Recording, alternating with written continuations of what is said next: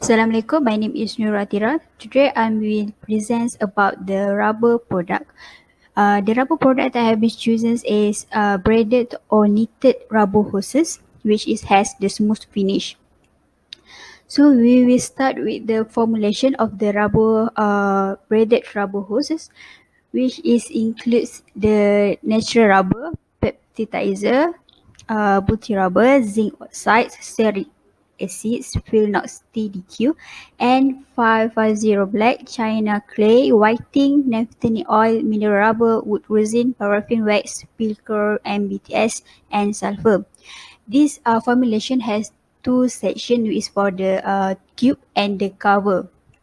The tube is for the inner tube and the cover is for the outer tube to the to for cover of the rubber hoses. The only difference between the formulation of the tube and the cover is for the tube formulation, they consist of natural rubber and the butyl rubber. So that means there are two type of the rubber in this formulation, but for the cover formulation, they only have one type of the rubber, which is a natural rubber.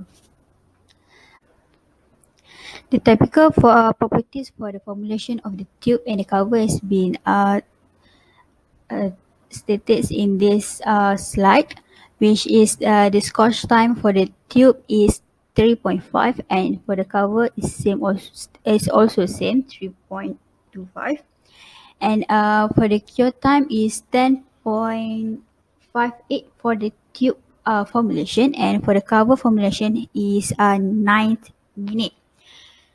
So for the tube formulation, they have a maximum torque for 46.5 and cover formulation is 30. This is the manufacturing process.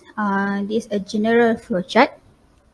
Start from the raw materials, mixing, inner tube extrusion, vulcanization of inner tube, braiding and cementing, drying, cover extrusion, mounting on membranes, and then vulcanization or curing, demand drilling and quality check, washing and drying, inspection, and finally is a packing and dispatch. For the step one is a raw materials washing and mixing. Uh, in this step, the raw materials are produced from supplier and are stored in the godown or storage place appropriately. Various raw materials are weighed according to the formulations and are prepared as a batch for mixing process. The raw materials are fed in the milling machine, which is a needle or the open mixing mill in the predefined sequence where mastifications of rubber takes place. The above chemicals are masticated in the mixing mills to form sheet.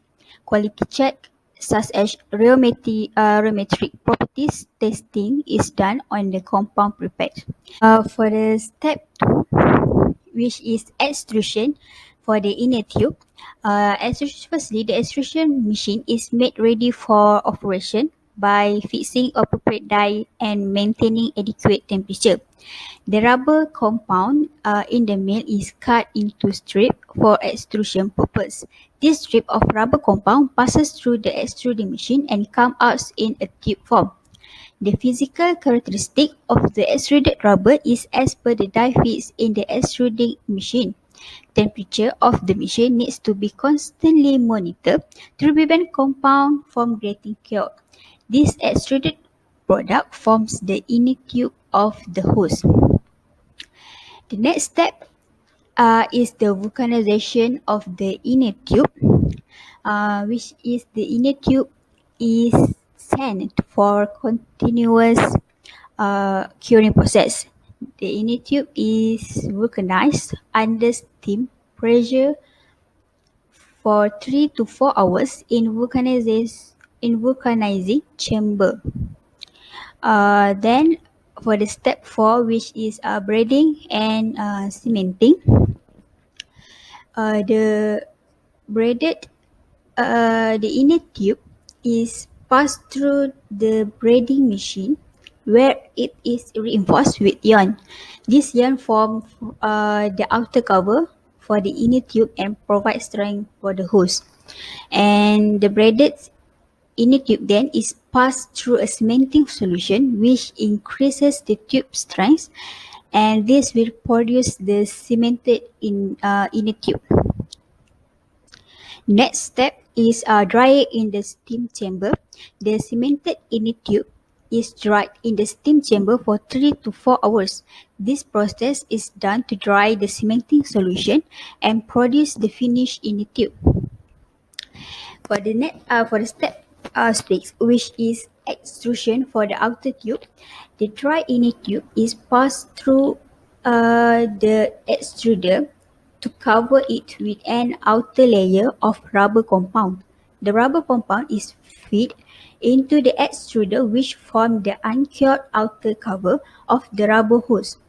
Parameters such as temperature, time, and pressure need to be monitored and ensure that they are as per as the specification. The next step is mounting on mineral. The uncured hose, which is a green hose, is cut as per the required length and is mounted on the mineral to produce a wrap hose. Next is the vulcanization or curing process. In this process, the hose in the mineral is put in the vulcanizer chamber for certain period as per the specification. So the parameters such as pressure, temperature, and curing time needs to be set appropriately in the vulcanizer chamber. Next, for the demand and quality check process, the cut tube and demasculate from the minerals. The hose is then cut as per the measurement mentioned in the specification that you want of the product. And then the quality check such as the dimension, hardness test performed and the finished hose. Final process is cutting and packing, which the inspected product is then measured, cut and packed as per customer requirement. So this is the testing for the finished product of the braided rubber hose, which is a visual inspection. In this inspection, this is for the examining the outside of a hose, looking for any defect which could cause it to leak during service. Then for the hydrostatic testing, it for pressuring water within a hose to ensure it can hold pressure without leaking. This testing has been classified into two types, which is destructive type and non-destructive type. Next is the nitrogen testing. In nitrogen testing, it is a testing to pressure a hose with a nitrogen whilst underwater to ensure it can hold pressure without leaking. So the next testing is internal inspection. In this inspection, it will examining the inside of a hose looking for any defect which could cause it to fail during service. The next step is the helium testing. In this testing is used to find leaks through the products. The helium is used as a tracer gas and its concentration is measured. Next is the volumetric expansion test. It is the test to measure how much the hose expands at certain pressure level. And then the length measurement test. This test is to measure the length of a hose that we gain at certain pressure level. Okay, so the next test is the electrical continuity test. This testing for an electrical bond between the end fitting of a hose assembly to avoid static build-up within the length of a hose. Next is a dimensional check test. The hole shall be inspected for conformity to all dimensions tabulated in the applicable specification. Determine finish outs. This testing is to determine finish outside diameters and reinforcement diameters where required by calculation from measurement of the respective circumference.